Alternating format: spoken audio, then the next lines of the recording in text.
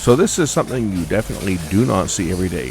This is a Casio CQ1, one of the first clock type calculators that Casio had.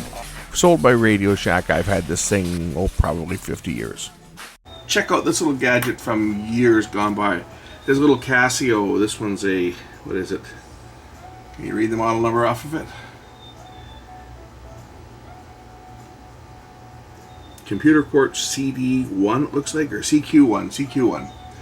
So this was sold by Radio Shack. It was made by Casio. It works. The display got the glass fell off the front of it years, like decades ago. So I just stuck a little bit of blue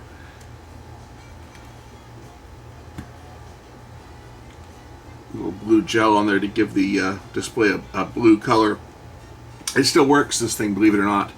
What's not working on it though is the switch.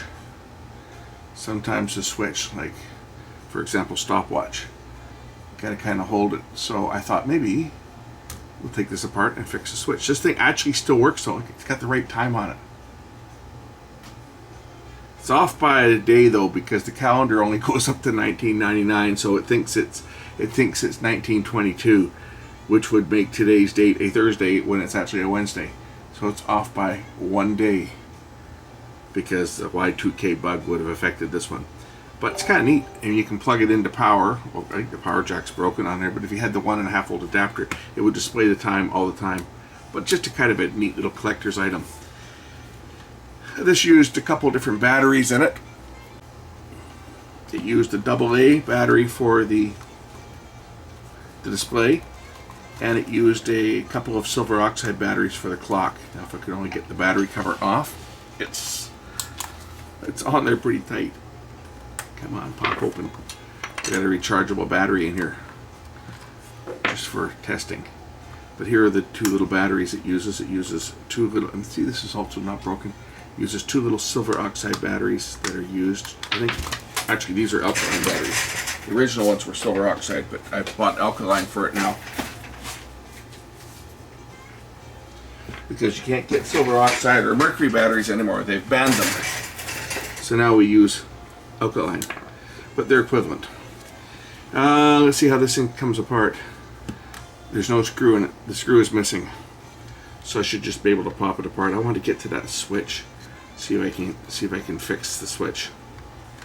This has been taken apart before, obviously. I had this when I was a kid. I probably got this for my birthday when the thing first came out. I used to take it to school to cheat at math. I thought it was kind of the coolest little unit. It had a stopwatch in it and a calculator. And of course I took it apart like everything else when I was a kid. So let's see what's inside this thing, shall we? Now this should just pop apart. Don't want to break it. Okay, here it is. It's got a spring here. It looks like that's been fixed a few times. Has the terminal here. The terminal, basically, I guess some batteries at one point in time corroded on it, and the terminal broke, as you can see. But it was repaired with a little piece of wire connecting it up to the terminal there and soldered on down there. There's the main board, and if I open this up, it should lift right out. If there's anything holding this in place. Oh, it is attached to the front board. Okay. Got a little buzzer on here as well.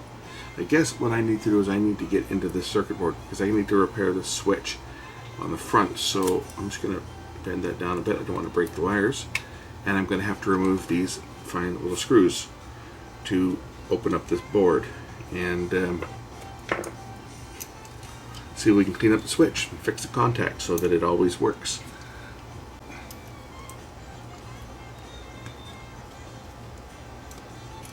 That might be the problem there. That screw is very loose.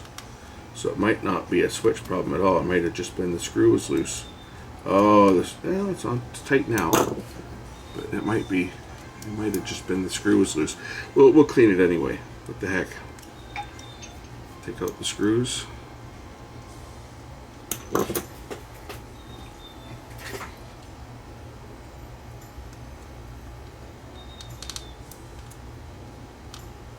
One of these is a double zero and the other is a single zero. This is a single zero and this one's a double zero.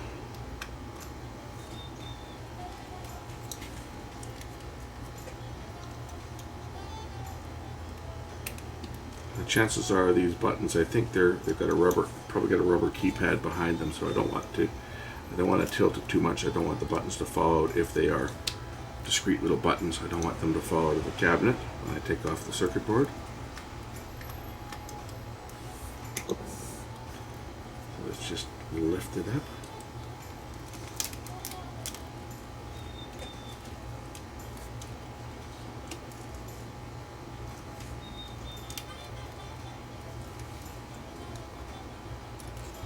And there's the switch I'm after. Okay, so this switch is just a couple of little contacts. Oh, there's the keypad there. The switch is just these two little contacts, and it obviously just makes a connection onto this circuit board. And as you can see, there is some corrosion on here. So we're going to get some contact cleaner and wipe the contacts down. I'm just going to use a Q-tip, try to clean up those contacts a bit. I'm just using Neutral as my cleaner, and this should clean this up quite nicely.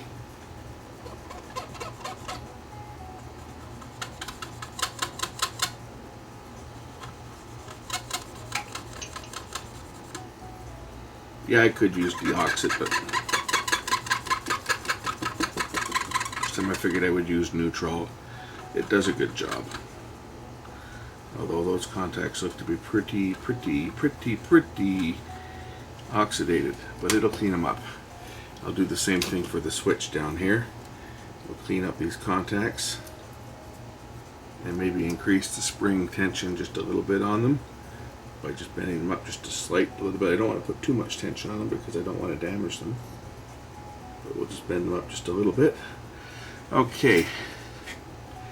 Now time to reset the board and screw it back down.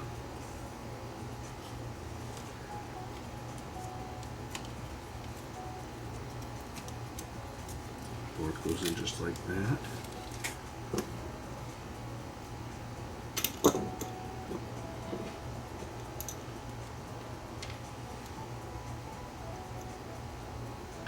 I'll have to try to remember how to set this thing. I just recently set it because it hadn't had batteries in it for a while, and it took me a while to figure out how to set the calendar. It's kind of like you got to set the year first, and then I think it's the year, and then the month, and then the day, and then the hours, and the minutes. It's kind of cool though because it could do calculations. Like you could put in the current date, and you could say what date is 190 days from now, or 180 days, or what's the date? What will it be in 90 days? And it would tell you the date. It probably still will, except for it'll be out. Leap years probably won't work now because it's off by 100 years. But this was ahead of its time when it came out. This was kind of a cool gadget that everybody had to have back in the day.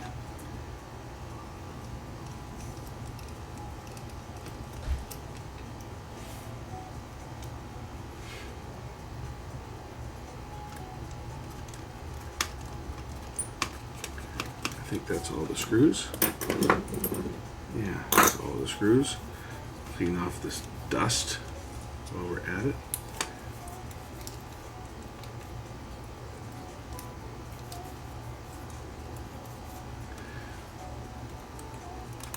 You see, I could open this up and just have the bare tube showing, which they would be blue-green and certainly brighter than having it wrapped here. It'd be nice if I had the original glass for it still, the original smoked glass, but that's long gone. There's the tube. It's got wires going in. I think it's all got wires. Yeah, it's got wires going in on both ends. It's quite a rare display tube that these ones had. Right. So anyway, we'll leave it like that. I'll put the circuit board back in.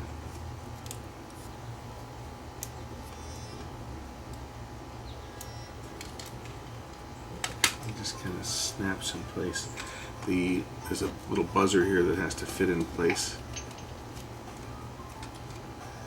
through the alarm.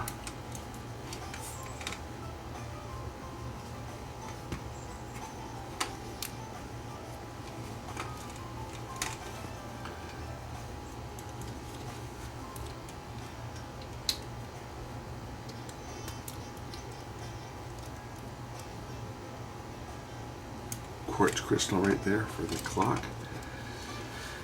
Okay, I'm going to break any of these plastic tabs off. They're probably pretty fragile at this point. Well, that one's just a support. That one's a support too. The clip is actually this one here.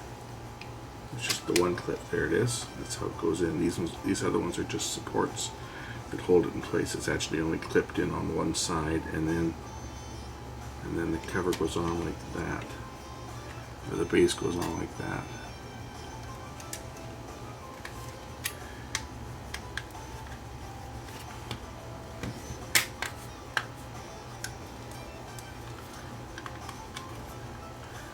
Okay, I put the two batteries back in, and then the main battery goes in like that. And voila, it works. It's now lighting up. And the how do I start and stop the stopwatch? It's not starting. What the heck? Okay. Computer set. Let's just try setting it. Oh, the buttons aren't working. Oh, there we go. What the heck? I guess I gotta take it apart again. My buttons are not working. Something went wrong.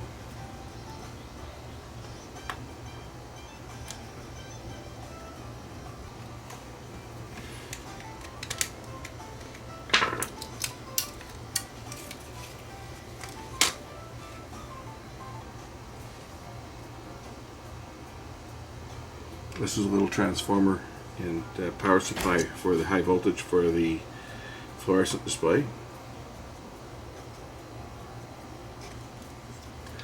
I guess I better pull the display panel out, pull the board out again, and just check to make sure that nothing is slipped under here.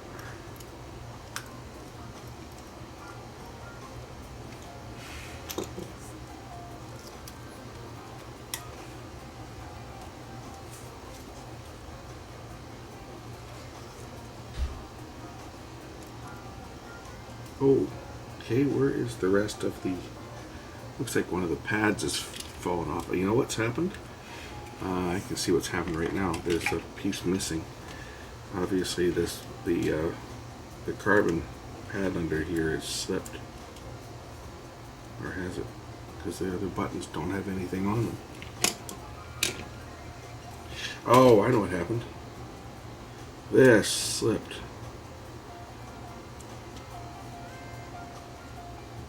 There are multiple pads here. That's supposed to go up like that. And then this one goes down here. So when I pulled it apart, that actually moved. This is the conductor, the carbon pad conductor that makes contact with the buttons. I didn't even notice that. Wasn't even looking at it.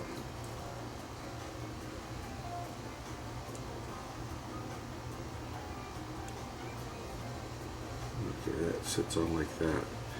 That's what happened.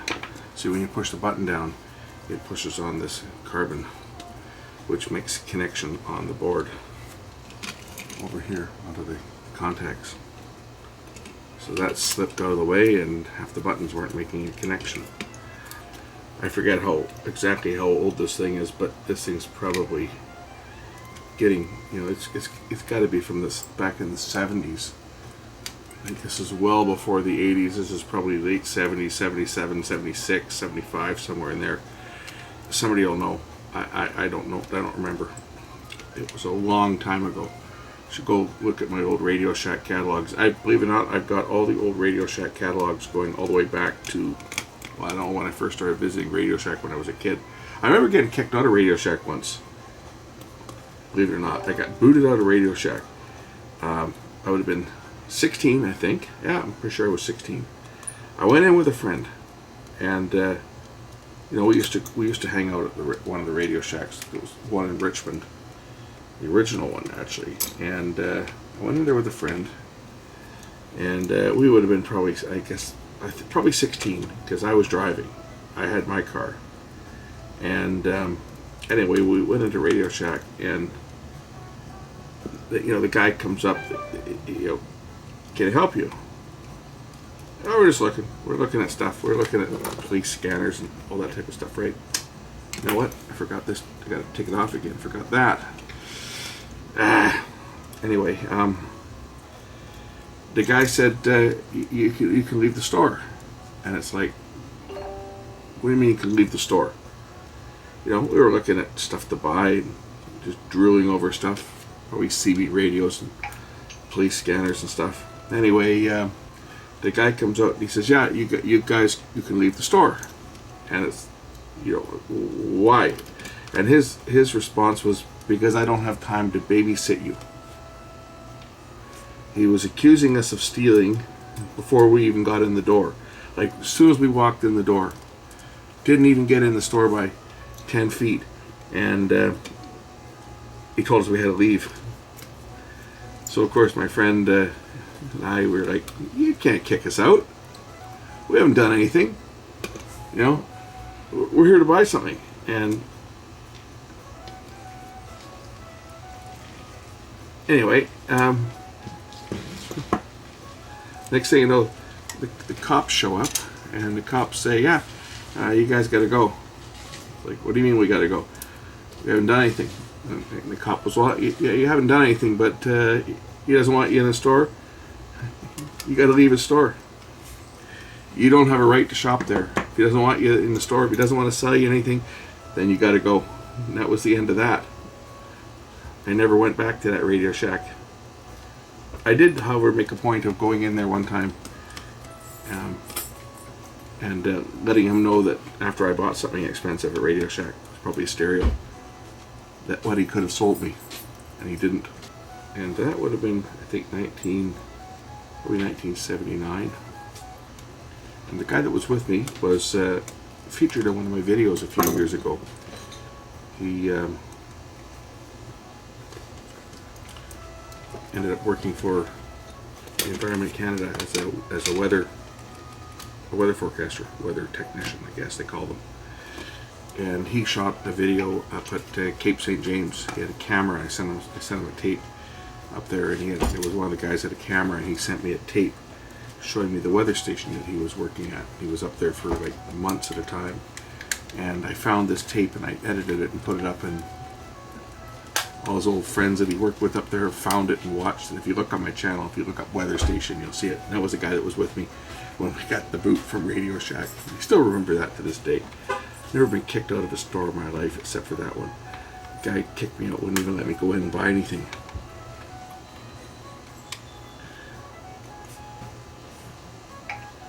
And that's what we call profiling.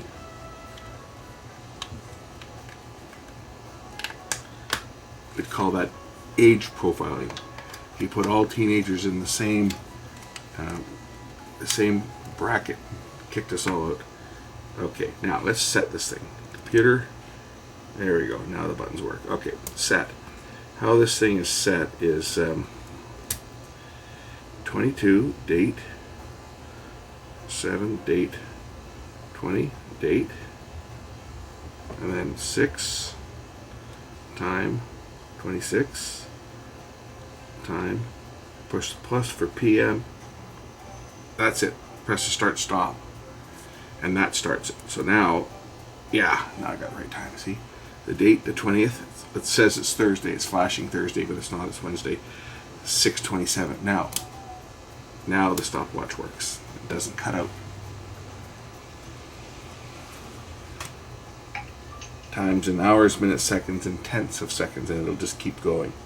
I thought this was always kind of a cool little gadget. I wish that the label on the front that said Radio Shack, it fell off, and the little buzzer cover fell off through the years. As I said, this thing's been sitting in a desk drawer, or was for many, many years. Something fell on it and broke this. It cracked, and it fell right off and broke. I wish it didn't. I wish it was original, but it is what it is. It works. Lap, right? It has a lap timer. If I zoom in so you guys can see it a bit better.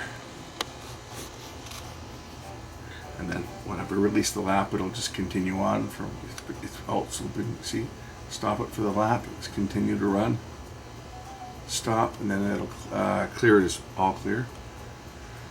It's got, I think it's got 4 alarms on this thing, if I'm not mistaken, too. Comp is for calculator, computer, as they call it. So it's got a standard, you know, floating point 8-digit calculator. So 2 plus 3 times 5 is 25, right? Just the basic 4-function calculator. It's got date functions though. Like if I went to say I went 22 date 7 date 20 date, and then I said plus 90 days.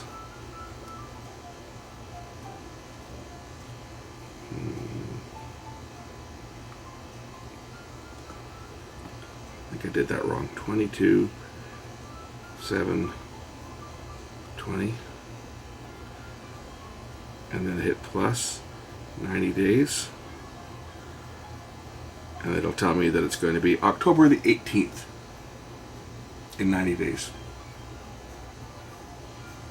And then if I added another, say 30 days to it, plus 30, November the 17th.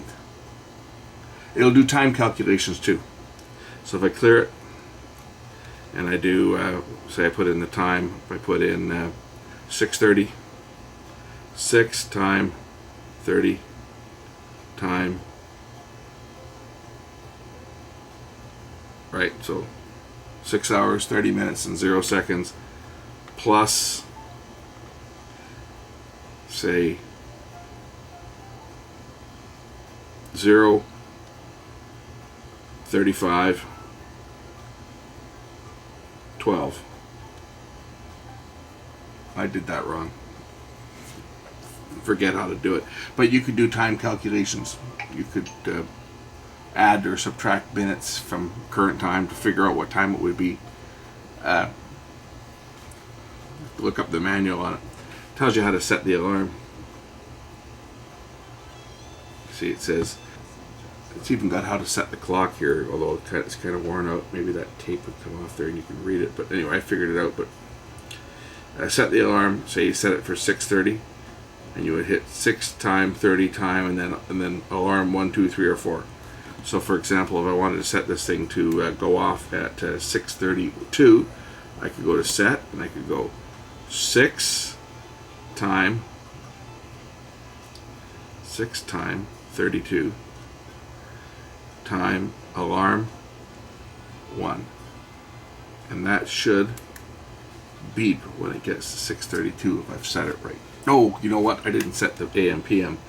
Let's try that again. 6 time 33 time PM alarm 1. There we go. Alarm 1 is set for 6:33 PM. So when it gets to 6:33, it should start beeping. So we'll just wait, see if it beeps.